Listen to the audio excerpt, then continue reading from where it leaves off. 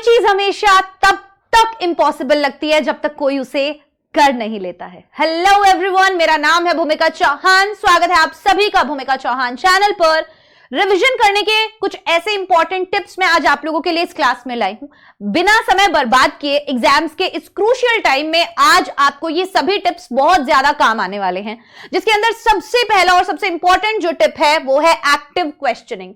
अक्सर बच्चे ये क्वेश्चन करते हैं कि मैम हमारा रिवाइज करने का तरीका क्या सही है, हम किस तरीके से रिवाइज करें। तो सबसे पहली इंपॉर्टेंट चीज जो होती है वो है एक्टिव क्वेश्चनिंग। जब भी आप किसी टॉपिक को रिवाइज कर रहे हैं, हमेशा उसमें क्वेश्चन कीजिए खुद से कि अच्छा ये चीज जो हो रही है ये क्यों हो रही है, ये कब हो रही है, ये कैसे हो रही है, ये किसकी वजह से हो रही है।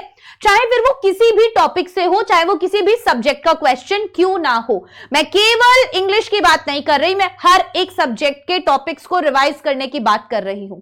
हमेशा एक बच्चा टॉपर कब बनता है? जब वो अपने पढ़ाई करने का तरीका बदलता है। जी हां, आप भी 12 घंटे पढ़ते हैं, वो भी 12 घंटे पढ़ता है, लेकिन उसका तरीका शायद आपके तरीके से अलग है। तो मेहनत के साथ साथ आपका तरीका भी मैटर करता है, राइट। सो स्टडी जब भी आप कर रहे हो, कोई भी टॉपिक को आप पढ़ रहे हो, हमेशा क्वेश्चन करो कि क्या है मेन आइडिया, ये इंपॉर्टेंट क्यों है, इसका रेलेवेंस क्या है, इसका स्टोरी क्या है, एग्जाम में कैसा क्वेश्चन पूछा जाता है। जब आप इस तरीके के क्वेश्चंस करेंगे तो वो चीजें और ज्यादा क्लियर हो जाएंगी एंड देन वो लंबे समय तक याद रहेंगी, क्योंकि आपके माइंड को उस टॉपिक से रिलेटेड हर छोटी डिटेल मालूम है, तो आप उसको वो बेटर अंडरस्टैंड कर पाएंगे।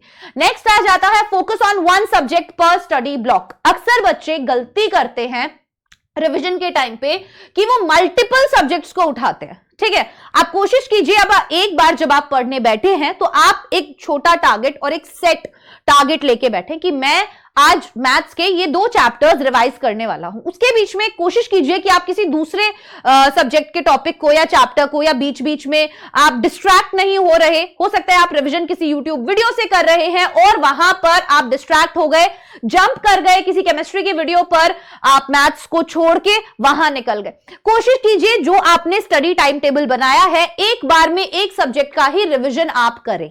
ठीक है, जब आप रिवीजन करने के लिए बैठे हैं। ठीक है, नेक्स्ट है डेली रूटीन टिप्स। कुछ चेंजेस आपको अपने डेली रूटीन में भी करने होंगे जब भी आप रिवीजन करना चाहते हैं, स्पेशली अभी जो एग्जाम टाइम है उसके दौरान। सबसे पहले है सेट रियलिस्टिक ब्रेक्स, क्योंकि अभी आप लोगों के ऊपर बहुत प्रेशर है और बहुत सारा काम है और बहुत सारा सिलेबस है, बहुत सारी चीजें कंप्लीट करनी है, बहुत सारी चीजें रिवाइज करनी है, बहुत सारे सब्जेक्ट्स हैं। तो करना क्या है, आपको बीच बीच में कुछ ब्रेक्स ऐड करने हैं। ठीक है, ऐसा नहीं है कि आप लगातार 12-12 घंटे बैठे हुए हैं। उससे क्या होगा, आप पढ़ तो रहे हैं लेकिन उसका रिजल्ट जो है वो इतना अच्छा आपको नहीं मिलेगा। इस दौरान नींद भी उतनी ही इंपॉर्टेंट है, अच्छा खाना खाना भी उतना इंपॉर्टेंट है, अपने आप को स्ट्रेस फ्री रखना भी उतना ही इंपॉर्टेंट है। तो आप कब ज्यादा लंबे समय तक चीजें याद रख पाएंगे, जब आप अपनी प्रॉपर स्लीप लेंगे 6 घंटे की, जब आप अच्छा खाना खाएंगे, जब आप ऐसा खाना ना खाएं जो आपकी हेल्थ को प्रॉब्लम दे रहा है। ठीक है, आपको एसिडिटी हो रही है, आपको सर दर्द हो रहा है। ठीक है, तो वैसी चीजें अवॉइड करनी है अभी एग्जाम्स टाइम पर। बहुत इंपॉर्टेंट चीज है ये। मोस्ट चैलेंजिंग और हाई वेटेज के टॉपिक को आपको ज्यादा फोकस करना है इस टाइम पे। तो कम से कम 3 से 4 रियलिस्टिक स्टडी गोल्स बनाओ दिन के लिए, और आप ये देखो कि यार मैं ये 3 से 4 टॉपिक्स आज दिन में कंप्लीट कर पाऊंगा या नहीं। ठीक है, और एक टॉपिक से दूसरे टॉपिक के बीच में हमेशा एक गैप बनाकर रखो कि भाई मैं सुबह ये पढ़ूंगा, देन थोड़ा सा समय दूंगा एंड देन मैं ये टॉपिक पे आऊंगा, देन थोड़ा समय दूंगा एंड देन मैं दिन रात में ये टॉपिक पढ़ूंगा।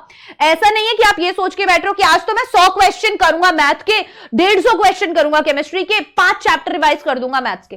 वो गलत अप्रोच है, वो पूरी नहीं हो पाती। जब गोल पूरा नहीं हो पाता तो आप स्ट्रेस में आ जाते हो, जो पढ़ा होता है वो भी भूल जाते हो, और रिविजन तो बहुत दूर की बात है, राइट। उसके बाद आता है start your day with a plan. सबसे इंपॉर्टेंट है आपके दिन की शुरुआत। आपके दिन की शुरुआत कैसे होगी कि एक पहली वाली रात, आज रात को मैंने अपने टारगेट्स फिक्स कर लिए, मैंने ये देख लिया कि कल मुझे इन तीनों चीजों की पढ़ाई करनी है, इन तीनों टॉपिक्स को मुझे रिवाइज करना है। तो 5 से 10 मिनट जो है आप लेंगे ब्रेक हमेशा।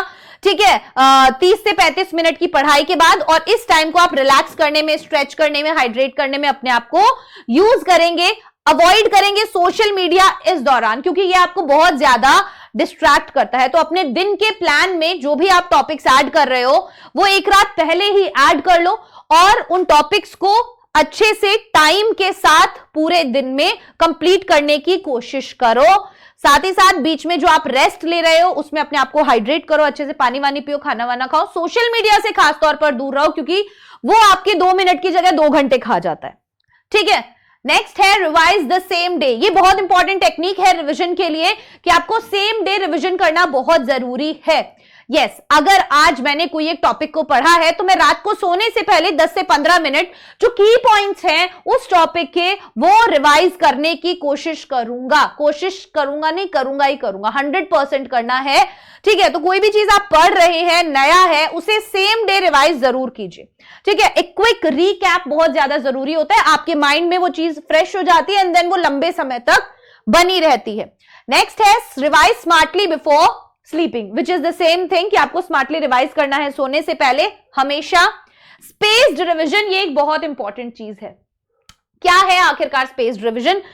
आप कोई एक चीज को आज पढ़ के छोड़ देते हैं एंड देन आप सोचते हैं ये तो मैंने पढ़ लिया, आज मैंने सेम डे रिवाइज भी कर लिया, अब मैं इसे एग्जाम्स तक छूंगा भी नहीं, विच इज रॉन्ग। जब आप उसे एग्जाम्स में पढ़ेंगे तो आपको लगेगा अरे ये तो मुझे वापस से सब कुछ पढ़ना पड़ रहा है। क्यों? क्योंकि आपके ब्रेन को लगा कि ये इंफॉर्मेशन इसने मुझे दी बट इसका तो कोई इस्तेमाल ही नहीं कर रहा, ये दैट मीन्स ये इतनी रेलेवेंट इंफॉर्मेशन नहीं है, और वो इस इंफॉर्मेशन को डिलीट कर देगा या धुंधली कर देगा, आपको याद नहीं आएगी। देन आपको स्टार्टिंग से सब कुछ पढ़ना पड़ेगा।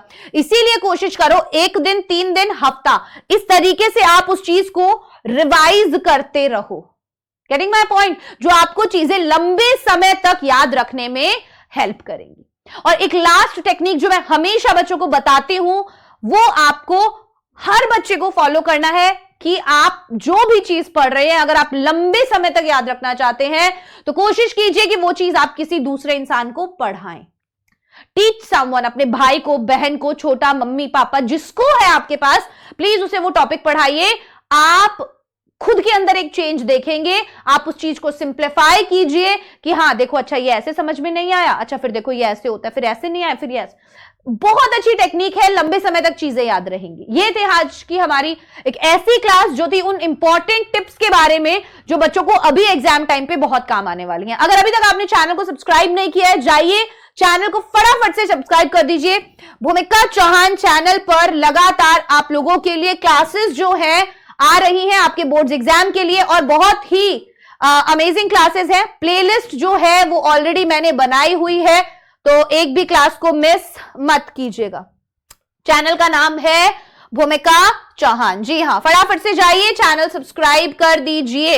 यहां से ही आपके बोर्ड्स एग्जाम में अच्छे मार्क्स की शुरुआत होने वाली है। ठीक है, so bye bye everyone, take care, all the best.